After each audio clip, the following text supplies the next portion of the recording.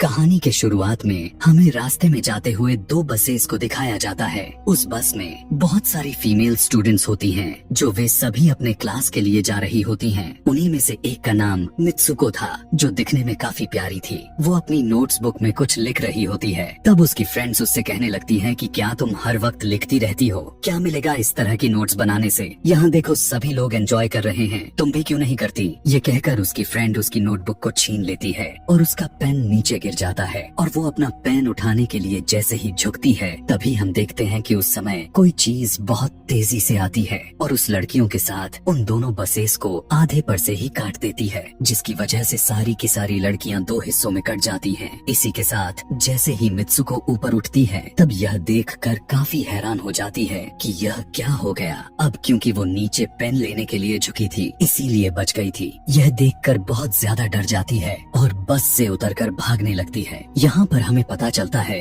कि इन सभी को काटने वाली चीज कुछ और नहीं बल्कि हवा ही थी, जो सभी को काट रही थी। यह हवा अब मित्सुको के पीछे भी पड़ जाती है। यह देखते हुए मित्सुको चिल्लाते हुए काफी तेजी से भागने लगती है। भागते समय उसे आगे चार लड़कियां और भी दिखाई देती हैं और वो उन्हें झुकने के लिए कहती हैं, लेकिन काफी देर हो चुकी थी। वो हवा उन्हें भी आधे पर से काट कर चली जाती है। लेकिन उनमें से मित्सुको एक लड़की को बचा लिया था कि तभी इन्हें कुछ साइकिलिंग करते हुए लड़कियां नजर आती हैं, जो कहीं पर जा रही थीं। उन्हें भी ये बचाने की कोशिश करती हैं, लेकिन वो हवा उनके साथ भी वही करता है जो अभी इनके दोस्तों के साथ हुआ। और इसी दौरान वो लड़की भी मारी जाती है, जिसे अभी उस अदृश्य चीज से बचाया था। अब वो यह देखकर काफी डर जाती है और वो इधर उधर भागने लगती है। आगे हम देखते हैं कि मित्सुको जब एक नदी के पास जाती है, तो वो यह देखकर हैरान हो जाती है कि उस नदी में भी पहले से बहुत सारी डेड बॉडीज पड़े हुए थे, जिसने हवा ने यानी उस अदृश्य चीज ने काट दिया था। वहाँ से वो एक डेड बॉडी के कपड़े लेकर चेंज कर लेती है।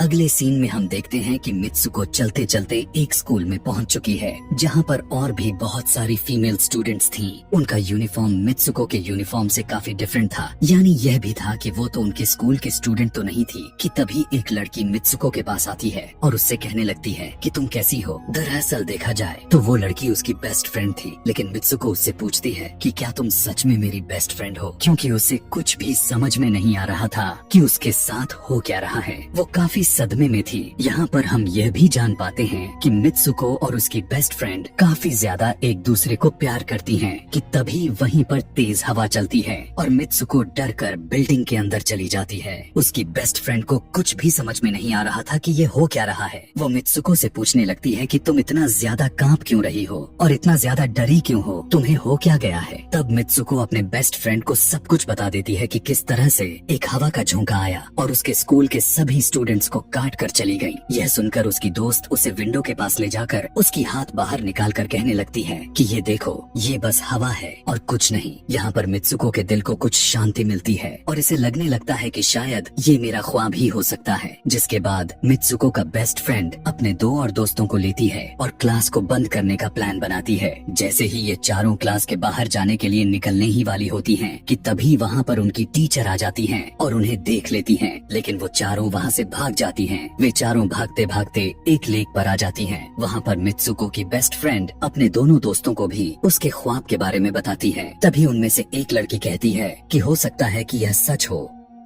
जैसे मिरर वर्ल्ड होती है, जहाँ पर इस दुनिया से ऑपोजिट यानी उल्टा होता है। यह कहकर वो तालाब में एक पत्थर फेंक कर कहने लगती है कि देखो, यहाँ पर मैंने तो पत्थर फेंका है, लेकिन हो सकता है कि दूसरी दुनिया में मैंने ऐसा ना किया हो। कि तभी अचानक से उस तालाब में से एक क्रोकोडाइल निकल कर आता है, उसमें से एक लड़की को खा जाता है। फिर वो लड़की कहने लगती है कि देखो, मैंने कहा था ना, जो इस दुनिया में होता है वो उस दुनिया में बिल्कुल भी नहीं होता, और जो उस दुनिया में हो रहा है वो इस दुनिया में नहीं हो सकता। तो इसको भी उसी दुनिया में मगरमच्छ ने खाया है। और यहाँ पर ये देखो, ये तो बिल्कुल सेफ है। उसी लेक के पास एक बिस्तर यानी एक बेड नजर आता है। ये चारों उस बेड से तकिए को उठाकर खेलने लगती हैं कि तभी हम देखते हैं दूर से दो लड़कियां इन्हें देख रही थीं। उन दोनों लड़कियों में से एक ब्राइडल बनी हुई थी, क्योंकि ये दोनों लड़कियां आपस में एक दूसरे से शादी कर ली थीं। जिसके बाद उनमें से एक फ्रेंड बताती है कि हमें कुछ ऐसा करना होगा जो उस दुनिया में इम्पॉसिबल हो, क्योंकि हमारे हमारी किस्मत तो पहले से लिखी जा चुकी है, लेकिन हम इसे बदल भी सकते हैं। जिसके बाद ये सभी लड़कियां अपने स्कूल में वापस आती हैं और नेक्स्ट लेक्चर लेने के लिए क्लास में चली जाती हैं कि तभी मित्सुको देखती है उसके पास एक तकिया पड़ा हुआ है।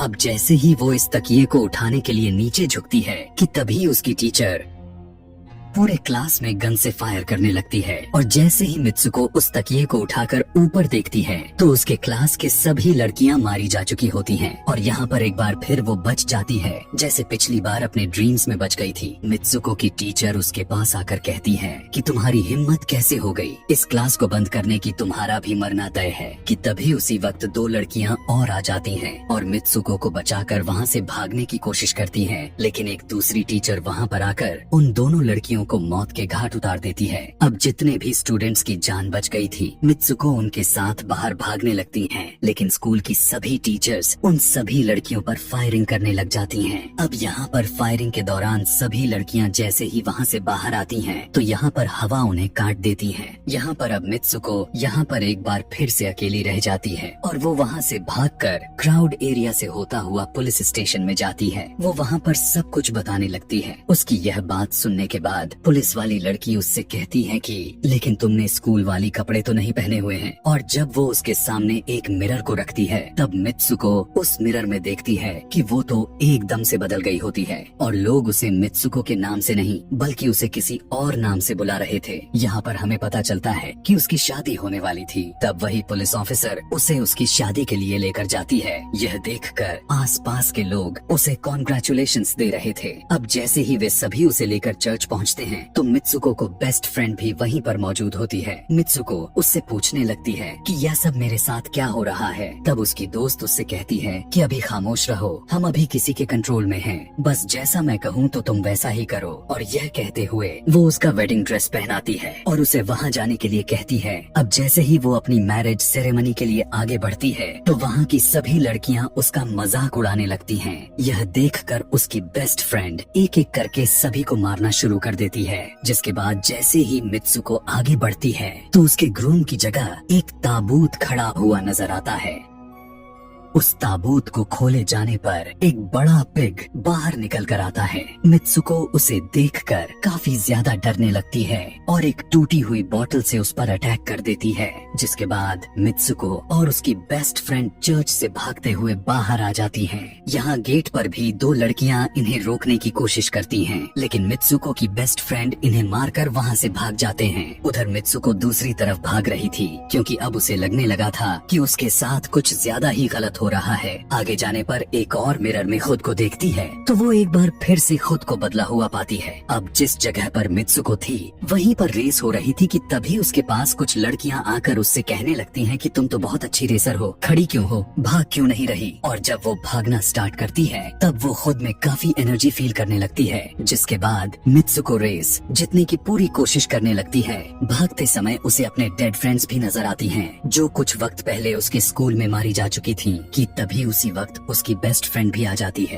तभी ये दोनों नोटिस करती हैं कि वही पिग और वो औरतें जिन्होंने इनको चर्च में रोक रही थी वो सभी इन्हीं की तरफ आ रही थी। भागते समय कुछ लड़कियां मित्सुको से कहने लगती हैं कि इस दुनिया से बाहर चली जाओ। इसके बाद हम आगे देखते हैं कि मित्सुको भागते भागते एक सुनसान अंधेरी जगह पर आ जाती है। वहीं पर कुछ स्टूडेंट्स नजर आती हैं जिन्होंने यूनिफॉर्म पहना हुआ था। वो सभी लड़कियां मित्सुको से कहने लगती हैं कि हम सभी मरे हुए हैं और तुम्हें भी मार देंगे। लेकिन तभी मित्सुको की बेस्ट फ्रेंड वहाँ पर आकर उस लड़की को मारकर वहाँ से मित्सुको को भगा ले जाती है। मित्सुको की बेस्ट फ्रेंड उसे अपना नाम जोर जोर से पुकारने के लिए कहती है, जिस पर मित्सुको अपना नाम जोर जोर से लेने लगती है। इसी के साथ मित्सुको अपना असली रूप में वापस आ जाती है। उसकी बेस्ट फ्रेंड उसे अपना हाथ दिखाते हुए कहती है कि प्लीज मेरे हाथ में जो वायर लगी हुई है उसे बाहर खींच दो ताकि मैं इस दुनिया से बाहर जा सकूं। लेकिन मित्सुको को डर भी था कि कहीं यह वायर खींचने से उसकी जान न चली जाए। और क्योंकि मित्सुको अपने बेस्ट फ्रेंड को काफी ज्यादा प्यार करती थी इसलिए वो ऐसा नहीं करना चाहती थी,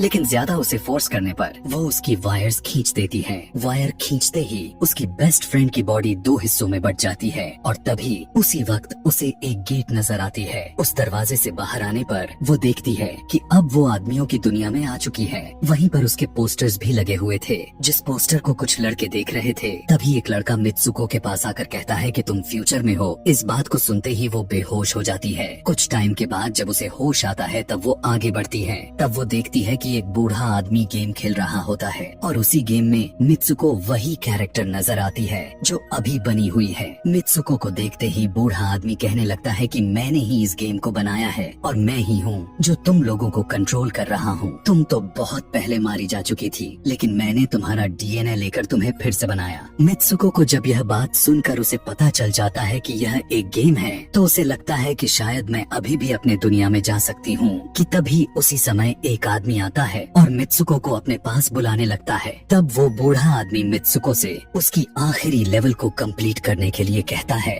वो आगे बढ़ने लगती है कि तभी मित्सुको को अपने दोस्त की कही हुई बात याद आ जाती है कि अगर हम इस दुनिया में कुछ ऐसा करेंगे जो दूसरी दुनिया में इम्पॉसिबल हो तो तुम इस गेम से बाहर आ जाओगी। और इसी के साथ वो इस आदमी का गला दबा देती है और कहने लगती है बस करो हमारे साथ खेलना। यह कहकर मित्सुको उस बूढ़े आदमी की छड़ी को उठाकर अपने पेट में घुसा देती है, जिस वजह से उसकी मौत हो जाती है। और यहाँ पर हम देखते हैं कि बूढ़ा आदमी यह सोच भी नहीं सकता था कि मित्सुको ऐसा कुछ कर सकती थी। और इसी के साथ उसकी डेस्टिनी पूरी तरह से चेंज हो जाती है। वो इस दुनिया में यानी गेम में तो मर चुकी थी, लेकिन असली दुनिया में वो अभी भी जिंदा थी। आगे हमें ये भी दिखाया जाता है कि मित्सुको के बाकी के कैरेक्टर्स भी किसी न किसी वजह से अपने आप को मार लेते हैं और अब वे सभी गेम का पार्ट नहीं थे। अगले सीन में हमें मित्सुको को बर्फीले जगह पर लेटा हुआ दिखाया जाता है और अब वो अपने रियल वर्ल्ड में आ चुकी थी। और इसी के साथ यह दिमाग घुमा देने वाली